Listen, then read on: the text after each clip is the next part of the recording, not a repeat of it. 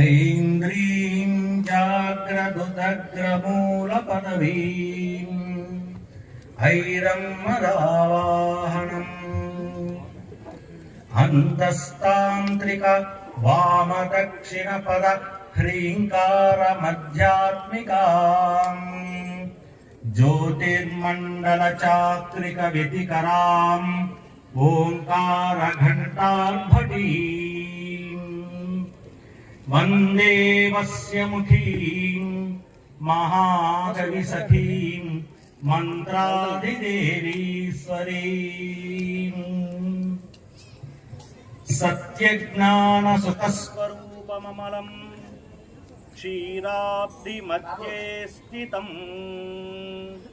యోగారూఢం అతిప్రసన్నవదనం భూషా సహస్రోజ్వలం త్ర్యక్ష్యం చక్రపినాకసాభయకరాన్ బిభ్రాణం అర్కచ్ఛవీం ఛత్రీభూతఫణీంద్రమిందుధవలం లక్ష్మీనృసింహం భజే ఏకేన చక్రమపరేణ కరేణ శంఖమన్యేన సింధుతనయామవలంబ్యదిష్టన్ వామేతరేణ వరదాభయపద్మచిహ్నం లక్ష్మీ నృసింహ మమ దేహి కరావలంబం ఏకేన చక్రం అపరేణ కరేణ శంఖం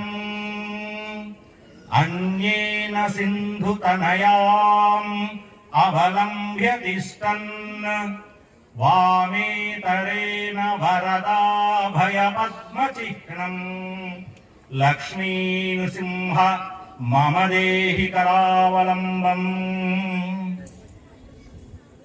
ఈ పవిత్ర ఉగాది రోజున ఈ ఆశ్రమ ప్రాంగణంలో మాతాజీ గారి యొక్క స్వామీజీ గారి యొక్క దివ్య సన్నిధిలో ఉగాది సందర్భంగా పంచాంగ శ్రవణం అంటే వినడం, పంచాంగాన్ని గురించి వినడం. పంచాంగాన్ని గురించి ఎందుకు వినాలి? ఉగాది పండుగ, వినాయక చవితి, దీపావళి ఇలాంటి పండుగలని నైమిత్తిక పండుగలు అంటారు. అంటే నిత్య కర్మ, నైమిత్తిక కర్మ, కామ్య కర్మ అని 3 రకాలు ఉన్నాయి. ఈ పండుగలని మనం ఎట్లా చేసుకోవాలో శాస్త్రం నిర్దేశిస్తుంది. దాని ప్రకారమే పండుగలని ఆచరించాల్సిన అవసరం ఉంటుంది. ఉగాది రోజున తప్పనిసరిగా మనం ఉదయం పూట ప్రతి గృహ ధ్వజారోహణం చేయాలి. అంటే ఇంటి మీద ధ్వజాన్ని ఎగురవేయాలి. ఒక్క ఉగాది పండుగ రోజు మాత్రమే అలా ధ్వజాన్ని ఎగురవేయాలి. ఎందుకు ధ్వజాన్ని ఎగురవేయాలి అంటే ఉగాదికి యుగాది అని మరొక పేరుంది. యుగానికి ఆది, సంవత్సరాది అర్థమవుతోంది. సంవత్సరానికి మొదటి రోజు ఉగాది, యుగాది. మనం చూసినట్లయితే మనకున్న 4 యుగాలలోనూ ఏ యుగము కూడా చైత్ర శుద్ధ పాడ్యమి ఈ రోజున ప్రారంభం కాలేదు. మరి యుగాది అంటే ఇక్కడే మనం చాలా జాగ్రత్తగా అర్థం చేసుకోవాల్సినటువంటి పేరు యుగాది అనే పేరు.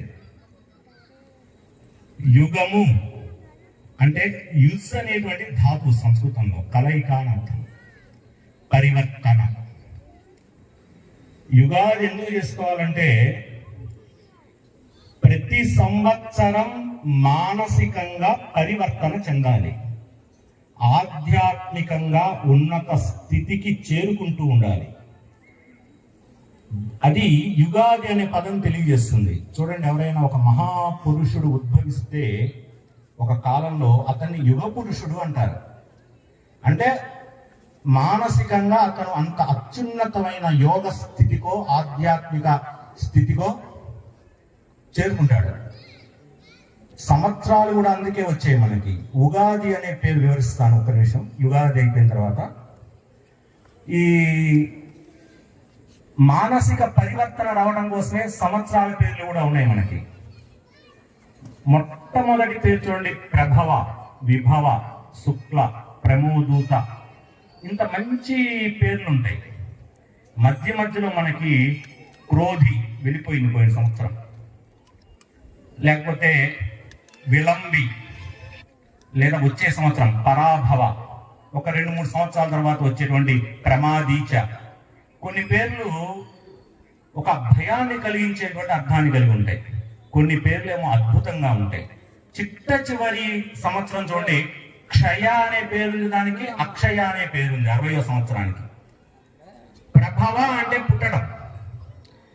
మానవ జన్మ ఎందుకు వస్తుంది అంటే జన్మ సార్థక్యం చేసుకోవాలి, చతుర్విధ పురుషార్థాలని సాధించడం కోసం, చిట్ట చివరిదైన మోక్షాన్ని పొందడం కోసం, మరలా తిరిగి జన్మ లేకుండా చేసుకోవడం కోసం.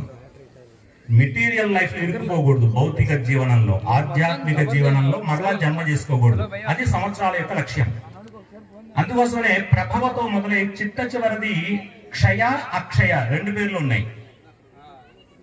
భౌతిక దేహ స్థితిలో, భౌతిక జీవన స్థితిలోనే నిలిచిపోయాం అనుకోండి, 60 సంవత్సరాలు పూర్తయ్యేటప్పటికి, అంటే మన జీవిత పర్యంతం కూడా క్షయం అయిపోతుంది ఈ దేహం. అదే ఆత్మస్థితిలోకి, ఆత్మోన్నతికి వెళ్ళగలిగాం అనుకోండి, అప్పుడు అది అక్షయం అవుతుంది. ఈ ప్రతి సంవత్సరం కూడా ఆ పేర్లను చూస్తే మనం ఎటువంటి పరివర్తన చెందాలి, ఎటువంటి ఇబ్బందులు వచ్చే అవకాశం ఉంది. ఉదాహరణకు వికారి అనే పేరుంది అనుకోండి, ఏవైనా మానసిక వికారాలు కలిగి ఎంత ఉన్నతమైన ఆధ్యాత్మిక స్థితిలో ఉండేవాడైనా కొద్దో గొప్ప జారిపోతాడని, ఇంకా మామూలు మనిషి గురించి చెప్పనే అక్కర్లేదు ప్రత్యేకంగా. అందుకోసమనే దీన్ని సింబాలిక్ గా స్కంద పురాణంలో కథ చెప్పారు. బ్రహ్మదేవుడు తన యొక్క కాంతి శరీరాన్ని, ఎందుకంటే దేవతలు అశరీరులు, మనలాగా షడూర్ములతో ఉన్నటువంటి సప్తధాతులతో తయారైనటువంటి ఇటువంటి శరీరాన్ని వేసుకుని ఉండరు దేవతలు, వాళ్ళు కాంతి శరీరులు. బ్రహ్మదేవుడు తన కాంతి శరీరాన్ని 60 భాగాలు చేసి 60 కాంతి పుంజాలుగా విడగొట్టి దక్షుడికి ఆ 60 మంది పుత్రులని దత్తత ఇచ్చాడని కథ. ఆ తర్వాత దక్షుడికి 27 మంది కుమార్తెలు కలిగారు, వాళ్ళే నక్షత్రాలు, చంద్రుడికి వివాహం చేసుకున్నాడు. ఆ కథ అంతా ఉంది. ఇక్కడ ఆ కాంతి పుంజం అంటేనే మనకు అర్థమవుతుంది. కాంతి, కాంతి ఏం చేస్తుంది అంటే మానసికంగా మార్పు తీసుకొస్తుంది మనలో ఉండేటువంటి ప్రాణశక్తి. రాసుల పేర్లు కూడా అట్లాగే వచ్చాయి. ఉదాహరణకి వృశ్చిక రాశి ఉందనుకోండి, వృశ్చికము అంటే తేలు. తేలు యొక్క లక్షణం ఏంటి? తల్లిని చంపి తాను జన్మ తీసుకుంటుంది. 2వ తేలు అంటే పూర్తిగా స్వార్థపరత్వం. 2వది లోపల రంధ్రంలో దాక్కుంటుంది, బొందెలో, అంటే రహస్యమైన జీవనం కలిగి ఉండటం. పూర్వజన్మలో ఎవరైతే రహస్యమైన జీవనం చేసి తనలో తానే ఇరుక్కుపోయి తన స్వార్థం కోసం ఎవరినైతే బలి చేస్తాడో వాడు ఈ జన్మలో వృశ్చిక రాశిలో పుడతాడు. ఎందుకు వృశ్చిక రాశిలో పుట్టాడు అంటే భగవంతుడు అవకాశం ఇచ్చాడు. ఆ స్థితి నుంచి నువ్వు ట్రాన్స్ఫర్మేషన్ అవ్వు, నీ మానసిక పరివర్తన చేసుకో, ఆ స్వార్థాన్ని వదిలేసేయి, 10 మంది కోసం జీవించు. అంటే ఈ మాయలో నుంచి మరలా అదే మానసిక స్థితి నుంచి వాడు పరివర్తన చెందుతాడా లేదా అని ఒక టెస్టింగ్ అన్నమాట. ఆ రహస్యాన్ని తెలుసుకుని ఒక్కొక్క సంవత్సరానికి తగ్గట్టుగా ఒక కొత్త యుగాన్ని స్టార్ట్ చేసుకోవాలి. మానవుడు మానసికంగా పరివర్తన, ఆధ్యాత్మికంగా ఉన్నత స్థితికి ఎదగాలి. అట్లా ఎదగటానికి ఉపయోగపడేటువంటి సంవత్సరమే శ్రీ విశ్వావసునామ సంవత్సరం.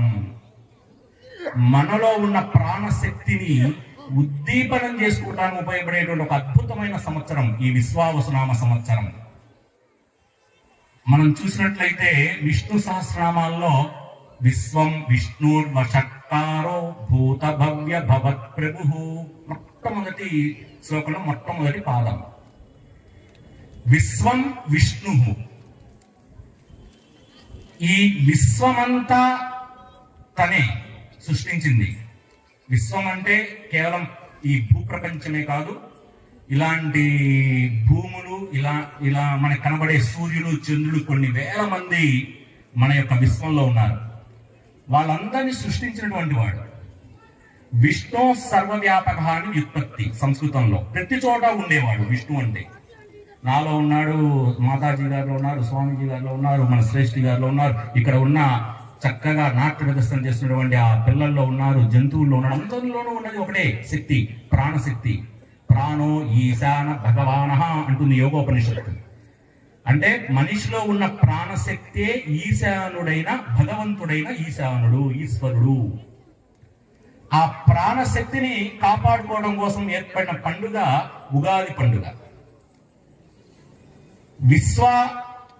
వసు అంటే సంపద. విశ్వమంతా తన సంపదగా కలిగినటువంటి వాడు విశ్వావసు. అంటే విశ్వమంతా తానే ఉన్నాడు, మనందరిలోనూ తానే ఉన్నాడు. అంటే సర్వం కల్విదం బ్రహ్మ అనేటువంటి స్థితిని సాధించడం కోసం చేస్తున్నటువంటి యోగ సాధన చేస్తున్నటువంటి ఆధ్యాత్మిక సాధకులు ఎవరైతే ఉన్నారో వాళ్ళకి చాలా చాలా అనుకూలమైన సంవత్సరం. భౌతికమైన జీవనాన్ని నడుపుతూ ఆధ్యాత్మిక జీవనాన్ని ఉన్నత స్థితిలోకి తీసుకువెళ్ళడానికి ఉపయోగపడేటువంటి సంవత్సరం ఈ విశ్వావసు నామ సంవత్సరం. అది యుగం.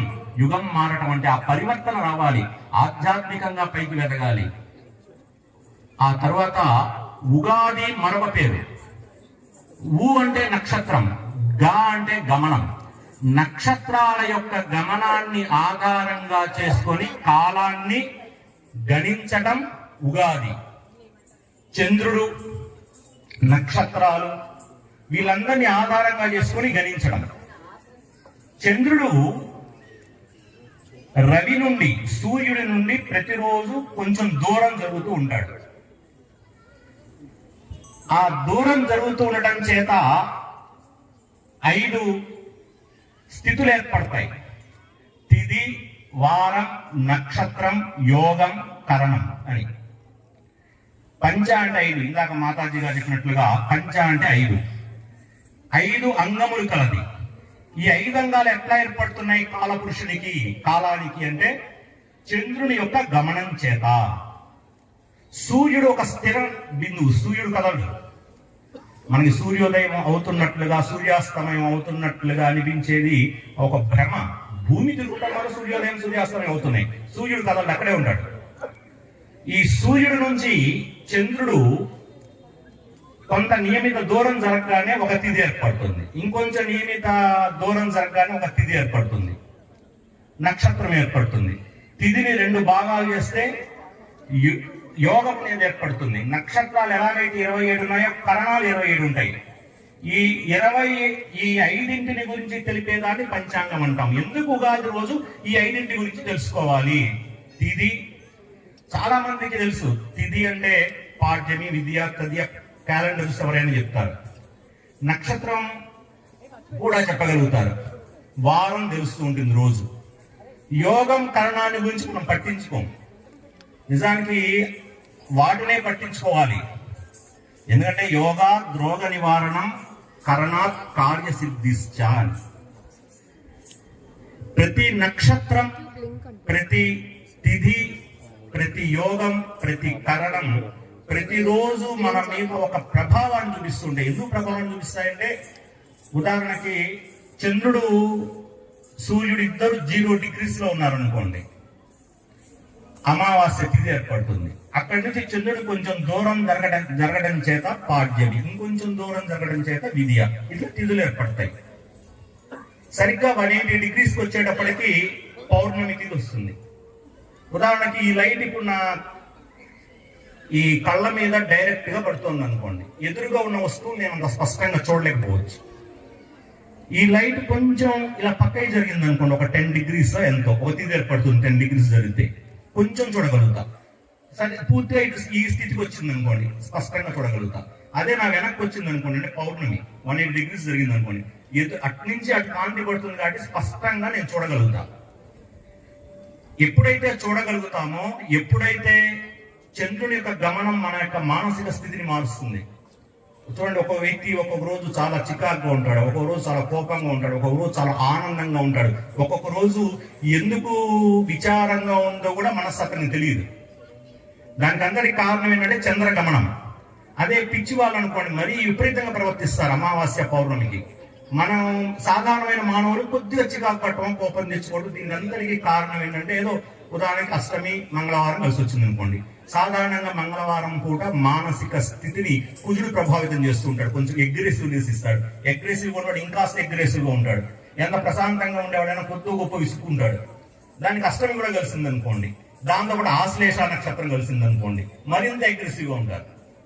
ఇదంతా ఎందుకయ్యా జరుగుతోంది అంటే చంద్రుని యొక్క గమనం. చంద్రమా మనసో జాత అంటుంది ఋగ్వేదం, పురుష సూక్తంలో వస్తుంది. ఎందుకంటే చంద్రుడు మనకారకుడు, రవి ఆత్మకారకుడు. కాబట్టి రవి నుంచి మిగతా గ్రహాలన్నీ కాంతిని గ్రహిస్తున్నాయి. ఎందుకంటే గ్రహాలు స్వయం ప్రకాశాలు కాదు, వాటి పేరే గ్రహం. గ్రహిస్తున్నాయి కాబట్టి గ్రహాలు కాంతిని. రవి నుంచి గ్రహించిన కాంతితో అవి ప్రకాశిస్తూ అవి ప్రభావితం చూపిస్తాయి. కాబట్టి గ్రహాలు ఏం చేస్తాయి అంటే మనస్సు మీద ప్రభావితం చూపిస్తాయి. మానసిక స్థాయి అంటే ఒక వ్యక్తి ఒక దాన్ని అనుభవించాలి అంటే తన మనసుతో అతను నిర్ణయం తీసుకోవాలి. తాను ఏ నిర్ణయం తీసుకుంటే దానికి ఫలితం ఉంటుంది. ఆ మనస్సుని గ్రహాలు ప్రభావితం చేస్తాయి. అంతేగాని గ్రహాలు వచ్చి డైరెక్ట్ గా మనకి చెడు ఫలితాలు ఇవ్వవు, మంచి ఫలితాలు ఇవ్వవు. మనస్సుని ప్రభావితం చేస్తాయి. కాబట్టి మనస్సుని మనం ఏం చేయాలి? మనస్సుని బుద్ధి కంట్రోల్ చేయాలి. మనస్సు, బుద్ధి, చిత్తం, అహంకారం 4 స్థాయిలు ఉంటాయి అంతరంగానికి. ఈ మొదటి స్థాయిలో మనస్సుని ప్రభావితం చేస్తూ ఉంటాయి గ్రహాలు. ఎలాగంటే ఉదాహరణకి ఏదో నాకు ఐస్ క్రీమ్ అంటే బాగా ఇష్టం అనుకోండి, బయటకు వెళ్ళాను, ఒక మంచి ఐస్ క్రీమ్ పార్లర్ కనబడింది, వెంటనే మనసు ప్రభావితం అవుతుంది, తిను అని. లోపలికి బుద్ధి చెప్తూ ఉంటుంది, నాకు బాగా జలుబు చేస్తుంది, తిన్నామంటే ఎక్కువ అవుతుందనో, లేదా డయాబెటీస్ ఉంది ఇంకొంచెం ఎక్కువ అవుతుందేమో, జాగ్రత్త అని బుద్ధి చెప్తూ ఉంటుంది. బుద్ధిని పక్కకి నెట్టేసి నేను తినేసాను అనుకోండి, అంటే గ్రహ ప్రభావం నా మీద ఉంది. మనం చేసే పనులైనా అంతే. కాబట్టి మన వాళ్ళు ఏం చేశారంటే ఆ లెక్క సరిగ్గా వేసి ఏ తిథి, ఏ నక్షత్రం, ఏ వారం రోజున మనస్సు ప్రశాంతంగా ఉంటుందో నిర్ణయించారు. అందుచేత ఏవి చెడ్డ తిథులు కాదు, ఏవి మంచి తిథులు కావు. ఆ మనస్సు మీద ప్రభావం చూపిస్తాయి. కాబట్టి ఇదిగో ఈ రోజు నాకు అష్టమి తిథే ఉందనుకోండి, ప్రయాణం చేయవద్దు అంటారు. కానీ ఆ రోజున చక్కగా ఒక ఆపరేషన్ చేయించుకోవటానికో, లేకపోతే ఏదన్నా ఒక వస్తువుని, ఒక పాత ఇల్లు పడగొట్టి కొత్త ఇల్లు కట్టడానికి ఆ పాత ఇల్లు పడగొట్టడానికి అత్యద్భుతమైనటువంటి సమయం ఉంది. కాబట్టి భగవంతుడు మనకి ఈ శాస్త్రాన్ని ఒక సరైన దారిలో మార్గదర్శనంగా ఉపయోగించుకోవాలి. జ్యోతిష్ శాస్త్రాన్ని. జ్యోతి అంటే వెలుగు. రాత్రి కూడా ప్రయాణం చేస్తున్నప్పుడు ఒక ముళ్ళు గుచ్చుకోవచ్చు, గుండెలో పడవచ్చు, ఏమైనా కావచ్చు. ఒక టార్చ్ లైట్ మన చేతిలో ఉందనుకోండి, అది వేసుకుని చూసుకుని వెళ్తూ ఉంటే 3 ముళ్ళు గుచ్చుకునేది ఒకటి గుచ్చుకుంటుంది, 2 గుంటల్లో పడేది ఒక గుంటలో పడతాం. అంటే ఒక టార్చ్ లైట్ లాంటిది, మార్గదర్శనం లాంటిది. అంతేగాని భయపెట్టేదో, లేకపోతే నీకు ఈ చెరుపు జరుగుతుంది, ఈ గ్రహం వచ్చేస్తుంది, నిన్న షష్టగ్రహ కూడం జరిగింది, లేకపోతే ఒక నెల క్రితం ఇంకోటి ఏదో జరిగింది, ఇవన్నీ కాదు. కాబట్టి ఆ మానసిక ప్రభావం నుంచి బుద్ధి స్థాయిలోకి రావాలి. బుద్ధి స్థాయిలో తీసుకొచ్చేది ఏదయ్యా అంటే మంత్రం. ఉదాహరణకి గాయత్రి మంత్రం ఉందనుకోండి, అంటే గాయత్రి మంత్రం చేయమని కాదు నా ఉద్దేశం. ధియో యోనః ప్రచోదయాత్ అన్నాం అనుకోండి. ధి అంటే బుద్ధి, యహ అంటే ఎక్కడెక్కడైతే నాకు నా బుద్ధి పని చెయ్యాలో అక్కడ నా బుద్ధి ప్రచోదనం చెందాలి. మంత్రం ఆ శక్తిని కలిగి ఉంటుంది. కారణం ఏంటంటే మన ప్రాణమే, మన యొక్క ప్రాణమే మన యొక్క శ్వాస. చూడండి, మన ఆలోచన చేస్తున్నప్పుడు, ఆనందంగా ఉన్నప్పుడు శ్వాస ఒక రకంగా ఉంటుంది, కోపంగా ఉన్నప్పుడు ఒక రకంగా ఉంటుంది, దుఃఖంగా ఉన్నప్పుడు ఒక రకంగా ఉంటుంది. దాన్ని స్థిరం చేయగలిగాం అనుకోండి, ఏ గ్రహ ప్రభావము, ఏ మానసిక ప్రభావం మన పనిచేయదు. అలాంటి స్థిరం చేసుకోవటానికి ఒక మంచి సంవత్సరం ఈ విశ్వావసునామ సంవత్సరం. ఇందాక నేను ప్రార్థన చేసేటప్పుడు మంత్రం ఎట్లా ధారణ చేయాలంటే, ఒక స్తోత్రం కావచ్చు, మంత్రం కావచ్చు. ఏకేన చక్రం అపరేణ కరేణ శంఖమన్యేన సింధు తనయామవలంబ్యదిష్టన్.